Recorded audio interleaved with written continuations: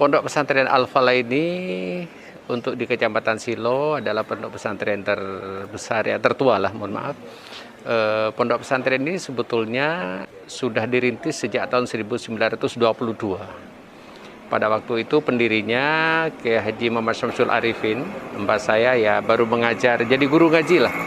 Jadi guru ngaji, kemudian pada tahun 1937 itu sudah mulai ada sistem pengajian, ada sistem yang ngaji kitab turos, kitab ini. Dalam sejarah perjuangan juga pondok pesantren ini sebetulnya adalah basis gerilya, basis gerilyawan. Jadi banyak para gerilyawan itu pada siang hari sebagai santri, kumpul bersama dengan santri, tapi pada malam harinya mereka berjuang. Dan itu terus berjalan, dan termasuk pendiri sini pernah ditangkap penjajah ya, pernah ditahan juga di kantor polisi di Kalisat, dan ada beberapa cerita itu. Dan itu terus berjalan sejak tahun 1980-an itu sudah diganti oleh generasi kedua, yaitu Kiai Haji Muhammad Jauhari Syamsul Arifin dan Kiai Ahmad Zaini Syamsul Arifin. Terus semakin berkembang, ada sistem pendidikan madrasi, sistem klasikal. Dan pada tahun 1993, kedua beliau dalam satu minggu wafat secara bersamaan. Maka kemudian saya sebagai generasi ketiga diminta untuk melanjutkan kepemimpinan di sini.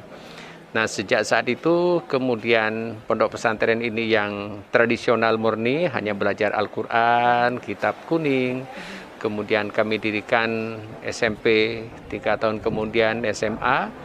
Sehingga pada tahun 1993 itu jumlah murid baru 221, sekarang sudah hampir 1000 ya, putra-putri, dan semua murid di SMP dan SMA itu harus tinggal di asrama. Jadi mereka saya tekankan masuk ke sini sebetulnya untuk mondok sambil bersekolah, bukan sekolah sambil mondok. Jadi kegiatan pondok itu wajib mereka ikuti. Sistem pendidikannya saya kira mungkin kalau lembaga pendidikan formal, SMP dan SMA, saya kira harus mengikuti kurikulum nasional ya. Kemudian pada sore harinya mereka harus mengikuti lembaga pendidikan madrasah diniyah.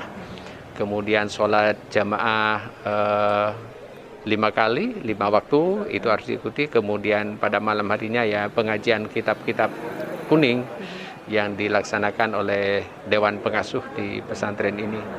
Dan selain dari itu juga anak-anak di sela-sela kesibukan juga ada kegiatan-kegiatan keterampilan, misalnya kayak tata boga dan sebagainya. Itu karena santri-santri harus dibekali dengan hal-hal semacam itu sebelum kembali ke tengah-tengah masyarakat. Ya. Pondok pesantren itu kan sebetulnya katakanlah ibarat sebuah pabrik. Jadi di dalamnya itu ada santri yang ini merupakan produk yang pada suatu saat nanti akan diterjunkan di tengah masyarakat. Nah, ketika terjun di tengah masyarakat tentunya tantangan yang real yang mereka hadapi dari aspek ekonomi dan sebagainya. Oleh karena itu santri tidak cukup hanya dibekali dengan keimanan dan ketakwaan, dengan intelektual, tetapi juga harus dibekali dengan keterampilan. Oleh karena itu maka di sini kami santri putri misalnya sesuai dengan ketersediaan waktu, keterampilan itu juga dilakukan ya, pendidikan keterampilan. Ada jahit menjahit dulu, kemudian ada tata boga, dan kalau santri putra biasanya kami kerjasama dengan dinas-dinas terkait, yaitu karena latar belakang santri mayoritas petani, jadi kenalkan dengan teknik-teknik pertanian dan baru ya.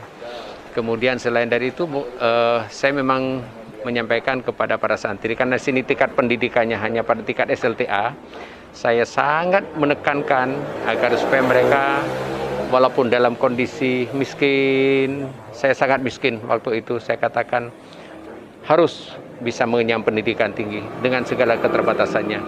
Karena pada saat ini untuk menjadi orang yang bermanfaat di tengah masyarakat harus dengan ilmu pengetahuan. Tidak cukup hanya kalau hanya tingkat aliyah SLTA, harus ke jenjang lebih tinggi.